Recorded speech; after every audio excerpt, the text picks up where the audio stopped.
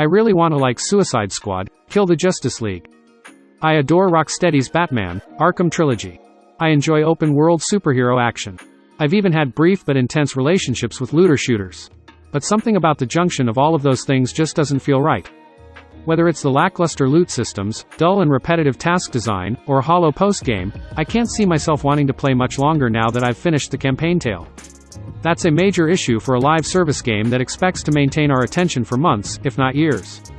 It's also a shame because a compelling tale is being delivered through well-made cutscenes, with snappy writing and acting carrying a lot of the weight. Aside from that, Suicide Squad, Kill the Justice League never consistently delivers enough excitement to compete with the genre's most popular titles.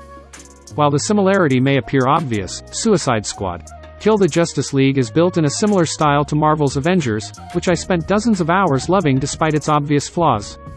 For Rocksteady, another well-known single-player turned online developer, the first step toward avoiding a similar fate would be to create a fascinating fighting system that would entice me to return to Suicide Squad week after week, but that has yet to be realized. The studio known for revolutionizing tight melee combat with its Arkham games has instead chosen to make this a third-person shooter, which is a risky decision, but one that doesn't entirely make sense given the traditional methods of violence used by the majority of Task Force X, aka the Suicide Squad. In terms of the plot, it's not hard to figure out what's causing the Justice League to act strangely as they inflict city-wide havoc with wide-eyed joy. Yes, traditional Superman adversary Brainiac has devised a terrible scheme to take over the Earth and reshape it in his own image, which includes controlling Justice League members' minds. So, and you won't believe this, the Suicide Squad is summoned to eliminate the Justice League by any means necessary. What appears to be a straightforward plot that fans have heard a lot of before takes an interesting turn around halfway through. Yes, what have now become obvious comic book cliches dull some of the huge revelations. If you know anything about the endgame, you'll understand, but there's a quality of storytelling on exhibit here that recalls Arkham's glory days. That's owing in large part to the incredible character design work and scriptwriting that bring each member of the group to life as they effectively navigate the fine line between charming and annoying. What appears to be a straightforward plot that fans have heard a lot of before takes an interesting turn around halfway through.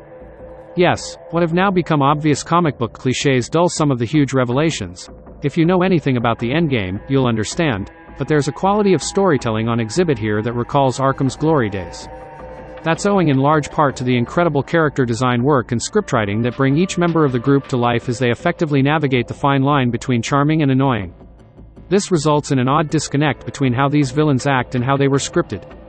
Rocksteady has clearly gone to great lengths to build a realistic world full of iconic characters who react in accordance with their comic book origins, which could have acted as a fun playground for DC fans.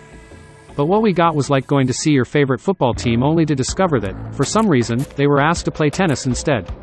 Sure, you recognize their famous faces, but they are out of their element. Whether their method of destruction makes logic is a whole other topic than whether it's enjoyable. And the answer is, yes and no. Aside from that bit of costuming, the guns are frustratingly plain. The world and characters are full of fun and color, which isn't mirrored in the boring arsenal. You'll primarily use a normal range of rifles, SMGs, pistols, and other weapons as you circle around foes using a flank and fire strategy. The various weapon manufacturers provide their own quirks, such as burst fire options or increased ammo capacity, but nothing compares to the variety of weaponry that Borderlands' similar setup can boast. The looter-shooter that popularized the genre with its ever-increasing wacky range of weaponry remains difficult to compete with in that arena. Metropolis is enjoyable to wander around, with plenty of tall structures to climb and investigate, but this is not a strength that has been incorporated into the task design. In comparison, Insomniac has demonstrated how amazing missions can be in superhero open worlds as you dart through cities in the blockbuster sequences of the Spider-Man games, and while the movement of Suicide Squad may be reminiscent of the Spidey Studios' earlier Sunset Overdrive at times, the city feels far from tailored for such missions. Of course, there are many other familiar DC characters in the mix, which I won't disclose here. There are surprising arrivals and departures strewn throughout, which are sure to thrill comic book enthusiasts, even if they do make the tale appear to be a collection of cool-looking sequences patched together with overly familiar battle scenarios at points. However, there are powerful moments that are often filled with awe but pass quickly. Suicide Squad's main campaign isn't particularly short, it's roughly the same length as Avengers, but it's an underwhelming runtime when you consider we've waited nearly 9 years for a new Rocksteady story, especially since its ending only serves to set up future seasonal drops. That being said, there are enough surprises and turns to keep it continually fascinating, even if what you'll be doing on either side of the rewarding sequences isn't quite up to par. Suicide Squad. Kill the Justice League is an incredibly frustrating game to play.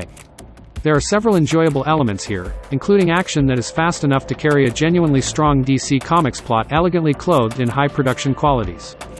But everything else just collapses around it. Engaging mission design is almost non-existent, looter-shooter gameplay are stale and tedious, and the grotesquely repetitive post-game offers little to no interest.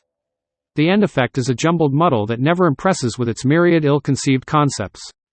It's not horrible. It's simply frustrating to see Rocksteady, the pioneers of single-player story action, chase already outdated multiplayer fads. A city of the future constructed on the fragile foundations of yesterday.